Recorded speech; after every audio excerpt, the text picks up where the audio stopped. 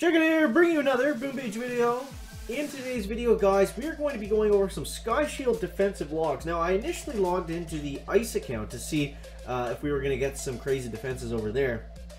But not a single person attacked us in over 24 hours, guys. Which is, which makes sense. I mean, we got all that ICE, we got all that stuff going on at only 700 VP. So hopefully we're going to be able to push that guy up there and get some good defensive replays for you. So until then, we are going to be going over some defensive logs in the normal account, the chicken account, guys. So on this account, we have the Sky Shield level 3. Surrounding the headquarters, we have a Shock Blaster 3 inside of the Sky Shield. And I went with a damage amp, and it's a little bit outside the Sky Shield because I didn't want to put everything together because then that's just way too much value for a barrage to take out. But I wanted to make sure that the damage amp was touching the Shock Blaster and some of the other stuff. So let's go ahead and see how this worked here. So here's the best attack, the best defense that we'll show here. Now, keep in mind, we defend against these Grens. These are the super Grens. Like these are the Grens that are able to wipe out everything. And I don't have any ice statues on this account, which is pretty crazy. So let's just kind of see how this one looks here, guys. So the difference on this attack and the other one, we'll see in the other one, is the other guy goes for the Sky Shield. This guy goes for all the defenses that basically aren't in the Sky Shield, which kind of makes sense when you look at it, because, I mean, you can shock basically, you can shock the Shock Blaster and the Rock Launcher, actually, without even having to go at the Sky Shield. And the Sky Shield by itself, the only thing that's going to prevent you from, the only benefit to having it when it's not defending key defenses in its shield, is it just stops warrior attacks and it stops Zuka attacks. Now, this is, like, here's the thing. We're not always getting hit with all Zuka. We're not always getting hit with warriors. We're mostly getting hit with Team Ed armored units and things like that.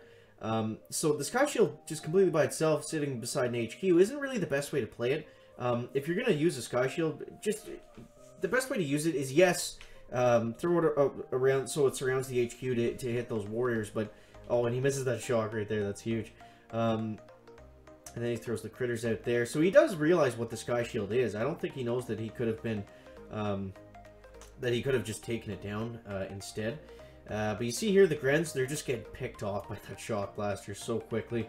They're just dying one by one. But yeah, like we were saying, if you're gonna place a Sky Shield, make sure that your key defenses, your other prototypes, are actually within that shield without being too close to the Sky Shield itself, where they're going to take damage from barrage and artillery and stuff.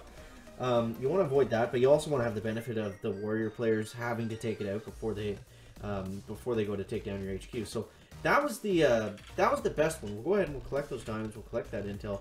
And here's the next one, guys. So our base was raided here by Sampaguta, and this guy does a little bit better job of it. So we'll show it in fast speed here. And he actually does take the base down. Basically the same attack. He went with Bullet instead of Everspark. But the key thing here was he took down the Sky Shield first. And then he was able to easily take down the Shock Blaster. He's working his way around. He's flaring correctly. And he's taking down all the key defenses. And then at the very end he's got a wide open easy take. So by no means does the Sky Shield make your base impossible to take down. But it definitely helps, especially right now when people don't really know the best way to use it. So we're going to be, I should have done this before, but let's go ahead and see if we can find a Sky Shield base to take down here. So we'll see if we can find anybody that has Mr. Sky Shield. I do see some Mega Crab trophies, which is good. We'll do a bit of a scout, then we'll do a bit of a refresh, and we got Captain Jimmy here. Captain Jimmy, give us a Sky Shield. He doesn't have one, but we got lots of time, so let's go ahead. Oh, okay. So Captain Jimmy's online. So let's see if we can find another one here. Okay, so that one doesn't have one. We'll destroy this NPC base just on our way. We're collecting stuff as we go here. Here we go, guys. Here we go. All right, so this guy's got a Sky Shield, and it's got some pretty good health on it. But you'll notice, even with the ice, this guy has damage. He's got an ice damage and an ice health. Even with the ice statues, it doesn't improve the health of the shield itself. It just makes the Sky Shield building that doesn't do anything except hold the shield harder to take down. So let's take a look at how we could do this a couple different ways with Zukas, guys. So the first way is we're gonna look at this. Say like we get this in an operation, or there's literally no way that we could afford to take it down just with gunboat energy and then doing our normal attack before this. So basically the idea is going to be, is it going to be possible to... oh, look at that, guys. Look at that. We're already screwing up. Basically, the idea is we want to flare near it. Oh, this is not going to go well, guys. We want to we want to attack the Sky Shield. So the Zookas should target. Okay, this isn't going to work, guys. Okay, so we'll go like this, and then we'll get a health pack going up like that. We'll get critters going out like that. Okay, so we got to hope that the Zookas turn and launch onto the Sky Shield. Okay, so we get some more critters going like this. We get another battle ores going up. Let's go with a shock right about there. And we could go like this and just take it down with one artillery. So it looks like using the gunboat energy is going to be a little bit easier. But say if you were, if you didn't know what you were doing, that's what an example of that was. We were just giving you guys an example of someone that does know what they're doing against the Sky Shield and how it can just absolutely destroy them. So we'll take a look at doing it that way. That's the wrong way, guys, versus doing it this way. So this way, for just a couple gunboat energies. Now you see right here, when we use the barrage, it's not actually going to clear any of the mines that are around the Sky Shield. So there's no point in doing that, really. But we can go ahead and just take it down with super artilleries. And now we have the Sky Shield out of the way. But look at how much gunboat energy that took for us to do. So now we'll go like this, and we'll use critters to clear all these mines for us. And we've also lost the delay on basically everything. So we'll go like that. We'll go like this, and then we'll go like this, and we'll flare the Zookas up. Easy, easy, easy.